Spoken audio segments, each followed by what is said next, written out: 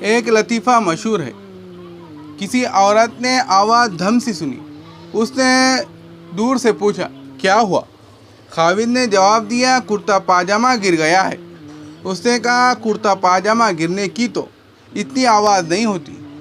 کہنے لگا، ہاں میں بھی کرتے پاجامے کے اندر تھا۔ تو پھر اس سے غلط فہمیاں بڑھ جاتی ہے، پہلے ہی پوری بات بتا دینی چاہیے۔ ایک دوسرے کے ساتھ درگزر سے کام لینا چاہیے۔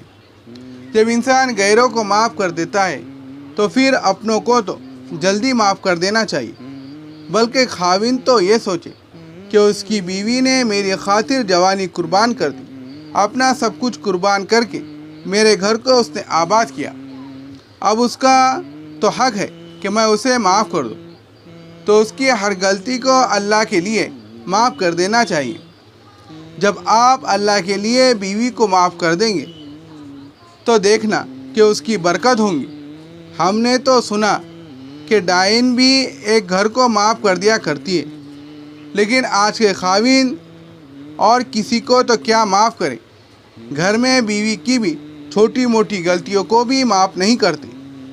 لہذا گھروں کے اندر محبت کی فضا قائم رکھنا یہ دین اسلام کی تعلیم ہے، اور ہمیں اس تعلیم پر عمل کرنا چاہیے۔ ایک صحابی اپنی بیوی کی کسی بات کی وجہ سے بڑے تنگ تھے، کیونکہ یہ عام طور پر زبان کی تیز ہوتی ہے۔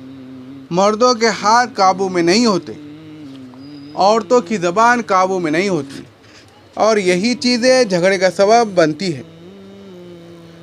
چنانچہ عورتیں کچھ زبان تیز ہونے کی وجہ سے کبھی ایسی جلی کٹی سنا بیٹھتی ہے کہ خاوند کو بڑا غصہ آتا ہے، بات کا بتنگڑ بن جاتا ہے۔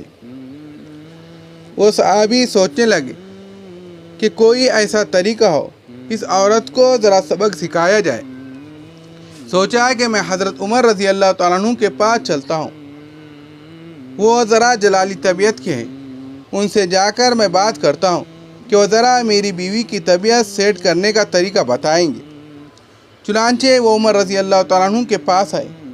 جب وہاں گئے تو کیا دیکھتے ہیں کہ حضرت عمر رضی اللہ تعالیٰ عنہ کی اہلیہ ان سے پردے میں بات کر رہی ہے، مگر بات کرتے ہوئے ذرا ان کا لہجہ اونچا ہے اور وہ تیزی سے بات کر رہی ہے، اور حضرت عمر رضی اللہ تعالیٰ عنہ ذرا تسلی کے ساتھ کھڑے ہو کر ان کی بات سن رہے ہیں۔ جب اس صحابی نے دیکھا کہ میں تو اس مقصد کے حل کے لیے یہاں آیا تھا، یہاں تو پہلے ہی آگے سے باتیں سنی جا رہی ہیں، تو مجھے امیر المومنین کیا حل بتائیں گے؟ وہ واپس آنے لگے تو حضرت عمر رضی اللہ تعالیٰ عنہ نے پوچھا کہ بھائی واپس کیوں جا رہے ہو؟ عرض کیا، حضرت جس کام کے لیے آیا تھا وہی کام یہاں ہوتے دیکھا تو میں نے سوچا میں واپس ہی جاؤں۔ عمر رضی اللہ تعالیٰ عنہ نے بلایا اور بلا کر کہا کہ دیکھو، یہ میری بیوی بھی ہے، میری ہر جنسی ضرورت پورا کرتی ہے، میرے لیے باعث سکون ہے اور میرے لیے باورچن بھی ہے۔ گھر میں سارا دن میرے لیے کھانے دانے پکانے میں لگی ہوتی ہے، میرے لیے دھوبن بھی ہے، میرے کپڑوں کو بھی صاف کرتی ہے، میرے گھر کی صفائی کرنے والی بھی ہے، باورچن بھی بن جاتی ہے، دھوبن بھی بن جاتی ہے، اتنی قربانیاں میرے لیے کر رہی ہے، کیا اس کی بات میں تحمل مزاجی سے نہیں سن سکتا؟ وہ صحابی کہنے لگے، حضرت آپ نے میرے دل کی گرہ کھول دی۔ جب میری بیوی میری خاطر اتنی قربانیاں کر رہی ہے تو میں بھی اس کی بات کو تحمل مزاجی سے سننے کی عادت ڈالوں گا۔ چنانچہ ہمیں چاہیے کہ گھر کے روز روز کے جھگڑوں سے بچے۔ ایک بات ذرا اور توجہ سے سنیے۔ بزرگوں نے کتابوں میں لکھا ہے کہ 10 حماقتیں ہیں، بندے کو ان حماقتوں سے بچ جانا چاہیے۔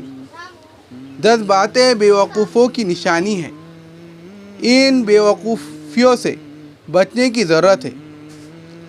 اگر گھر اچھا اور آباد کرنا ہے